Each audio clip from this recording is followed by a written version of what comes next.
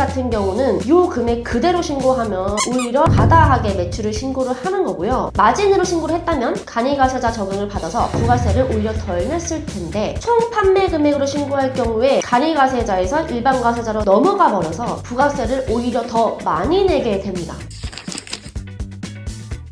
해외 구매대행은 신고 방법이 다르다던데, 구매대행은 전문 세무사를 만나야 된다던데 이런 말 많이 들어보셨죠? 오늘은 해외 구매대행 세금 신고의 모든 것을 말씀드리려고 합니다. 우선은 해외 구매대행이란 국내 소비자에게 주문을 받아서 해외에서 물품을 산 다음에 국내 소비자에게 배송을 해주는 건데요. 보통 스마트 스토어, 쿠팡에서 이제 판매하는 형태가 많습니다. 사업자 통관 수입이 아니라 개인의 통관 고유 보호를 받아서 통관을 하게 되는데요. 그렇기 때문에 수입 판매와는 다른 세금 신고 방법이 필요합니다. 매출 신고를 할 때요, 홈택스에 뜨는 금액은 스마트 스토어나 쿠팡에서 판매하는 총 매출 금액으로 뜨게 되는데, 구매 대행 같은 경우는 이 금액 그대로 신고하면 오히려 가다하게 매출을 신고를 하는 거고요. 이 판매 금액에서 매입 원가, 배송비, 오픈마켓 수수료를 뺀 내 진짜 마진을 매출로 신고를 해야 합니다. 가장 많이 하는 실수는 간이가세자 기준이 1억 400만 원인데 총 판매 금액으로 신고할 경우에 간이가세자에서 일반가세자로 넘어가 버려서 부가세를 오히려 더 많이 내게 됩니다. 마진으로 신고를 했다면 간이가세자 적용을 받아서 부가세를 오히려 덜 냈을 텐데, 신고 방법 하나만으로도 세금이 차이가 이렇게 나게 되는 겁니다. 두 번째는 구매대행의 특성을 몰라서 총 판매 금액으로 그냥 신고해버리는 경우입니다. 전자상거래 같은 경우는 요 이제 플랫폼 그리고 사업 형태에 따라서 세금 신고 방법이 완전히 달라지는데, 저희가 이제 상담하다 보면 가장 많이 듣는 말이 전 세무대리인이 이제 구매 대행을 잘 몰라서 총 판매 금액으로 신고를 했다, 이런 말을 굉장히 많이 듣고요. 세 번째는 총 판매 금액으로 신고를 해서 매출이 15억이 넘어버려서 성실사업자로 분류가 돼서 성실사업자로 신고를 하고 있었던 겁니다. 사실상 구매 대행이라서 마진만 신고했다면은 일반 가세자로 이제 분류가 돼서 5월에 신고를 하게 되면은 성실 확인도 제출하지 않아도 되고 세무사에게 지급하는 성실 확인 수수료도 지출하지 않아도 됐었는데, 오히려 이제 더 많은 지출을 하게 됐던 거죠. 비용 처리를 할 때도 주의하셔야 되는데요. 이미 매출 신고를 할 때 마진에서 내 매입 원가랑 배송 관련된 비용과 오픈마켓 수수료를 빼고 매출을 신고를 했기 때문에 세금 계산서로 오픈마켓 수수료 받은 거를 비용으로 넣어서 신고를 하시면 안 됩니다. 그러면 오히려 비용을 더 많이 넣은 거여서 가소신고로 나중에 가산세를 추징당하실 수도 있어요. 그리고 물품 구입 비용도 대부분 이제 카드 내역에서 어떤 물품을 샀는지 확인이 안 되기 때문에 이 해외 카드 내역을 모두 다 이제 비용 처리를 해서 잘못 반영하는 경우도 있는데, 비용 처리를 할 때는 사입과 구매 대행은 완전히 세금 처리가 달라지게 됩니다. 그리고 국세청에서 알고 있는 매출은 총 판매 금액인데 우리는 마진으로 신고를 했으니까 이 매출 차이에 대해서 서명 자료 요청을 받을 수가 있어요. 근데 이 마진에 대한 근거 엑셀 파일이 없다면은 매출을 잘못 신고한 것으로 봐서 가소 신고 가산세가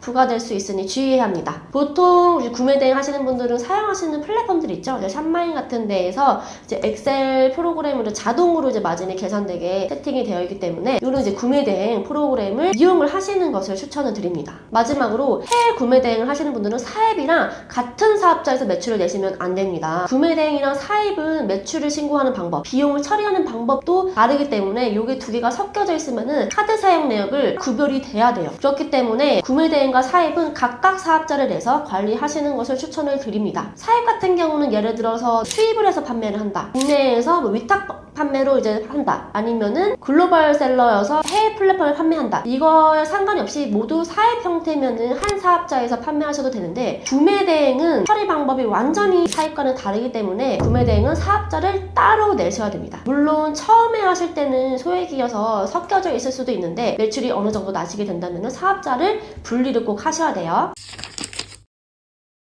정리하자면 구매 대행은 매출 신고하는 방법은 사입과 다르다, 그리고 비용 처리에도 사입과는 다르다, 다 비용 처리하면 안 된다. 세 번째는 국세청에서 소명 자료 요청을 받는 경우가 많으니 그것에 대한 근거 자료가 필요하다. 구매 대행 하시다가 어려우신 부분이 있으시다면 전자상거래 전문인 저희에게 꼭 연락 주세요. 감사합니다.